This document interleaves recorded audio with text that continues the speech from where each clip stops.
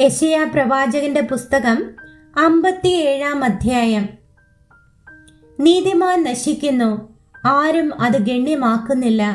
ഭക്തന്മാരും കഴിഞ്ഞു പോകുന്നു. നീതിമാൻ അനർത്ഥത്തിനു മുൻപേ കഴിഞ്ഞു പോകുന്നു എന്ന് ആരും ഗ്രഹിക്കുന്നില്ല. അവൻ സമാധാനത്തിലേക്ക് പ്രവേശിക്കുന്നു. നേരായി നടക്കുന്നവരൊക്കെയും താന്റെ കിടക്കയിൽ വിശ്രാമം പ്രാപിക്കുന്നു. ക്ഷുദ്രക്കാരത്തിയുടെ മക്കളെ, വ്യഭിചാരിയുടെയും വേശ്യയുടെയും സന്തതിയെ, ഇങ്ങോട്ട് അടുത്തു വരുവൻ. നിങ്ങൾ ആരെയാകുന്നു കളിയാക്കുന്നത്? ആരുടെ നേരെയാകുന്നു നിങ്ങൾ വായ് പിളർന്ന് നാക്ക് നീട്ടുന്നത്? നിങ്ങൾ അതിക്രമക്കാരും വ്യാജസന്തതിയും അല്ലയോ? നിങ്ങൾ കരുവേലകങ്ങൾ കരികത്തും ഓരോ പച്ചമരത്തിൻ കീഴിലും ജ്വലിച്ച് പാറപ്പിളർപ്പുകൾക്ക് താഴെ തോട്ടുവക്കത്ത് വെച്ച് കുഞ്ഞുങ്ങളെ അറുക്കുന്നുവല്ലോ. തോട്ടിലെ മിനുസമുള്ള കല്ല് നിന്റെ പങ്ക്, അത് തന്നെ നിന്റെ ഓഹരി.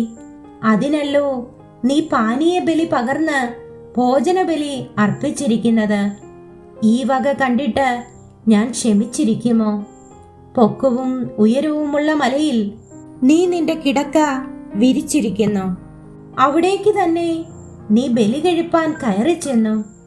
കതകിനും കട്ടിളയ്ക്കും പുറകിൽ നീ നിന്റെ അടയാളം വെച്ചു. നീ എന്നെ വിട്ടു ചെന്ന് മറ്റുള്ളവർക്ക് നിന്നെ തന്നെ അനാവൃതയാക്കി കയറി നിന്റെ കിടക്ക വിസ്താരമാക്കി അവരുമായി ഉടമ്പടി ചെയ്ത് അവരുടെ ശയനം കുതിച്ച് ആംഗ്യം നോക്കിക്കൊണ്ടിരുന്നു. നീ തൈലവും കൊണ്ട് മോലേക്കിന്റെ അടുക്കൽ ചെന്ന് നിന്റെ പരിമളവർഗം ധാരാളം ചെലവ് ചെയ്തു. നിന്റെ ദൂതന്മാരെ ദൂരത്തയച്ച് പാതാളത്തോളം ഇറങ്ങിച്ചെന്നു.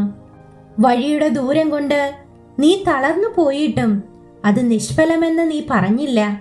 നിന്റെ കൈവശം ജീവശക്തി കണ്ടതുകൊണ്ട് നിനക്ക് ക്ഷീണം തോന്നിയില്ല.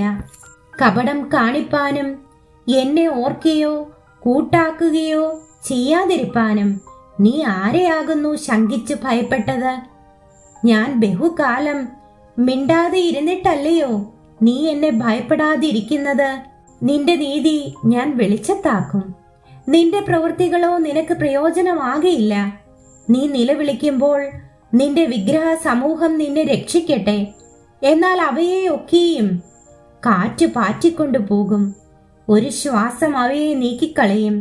എങ്കിലും എന്നെ ആശ്രയിക്കുന്നവൻ ദേശത്തെ അവകാശമാക്കി എന്റെ വിശുദ്ധ പർവ്വതത്തെ കൈവശമാക്കും.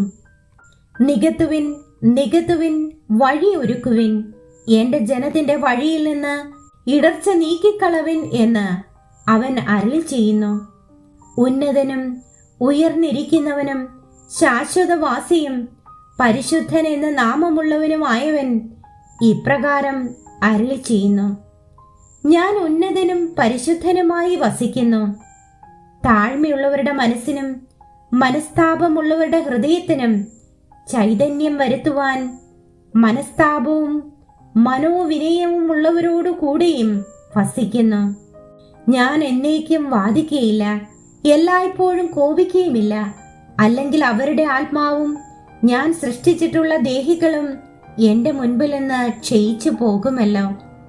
അവരുടെ അത്യാഗ്രഹത്തിന്റെ അകൃത്യം നിമിത്തം ഞാൻ കോപിച്ച് അവരെ അടിച്ചു. ഞാൻ കോപിച്ച് മുഖം മറച്ചു. എന്നാറേ അവർ തിരിഞ്ഞ് തങ്ങൾക്ക് തോന്നിയ വഴിയിൽ നടന്നു. ഞാൻ അവരുടെ വഴികളെ കണ്ടിരിക്കുന്നു. ഞാൻ അവരെ സൗഖ്യമാക്കും. ഞാൻ അവരെ നടത്തി അവർക്ക് അവരുടെ ദുഃഖിതന്മാർക്ക് തന്നെ വീണ്ടും ആശ്വാസം വരുത്തും. ഞാൻ അധരങ്ങളുടെ ഫലം സൃഷ്ടിക്കും. ദൂരസ്ഥനും സമീപസ്ഥനും സമാധാനം, സമാധാനം എന്നും ഞാൻ അവരെ സൗഖ്യമാക്കും എന്നും യഹോവ അരുളി ചെയ്യുന്നു.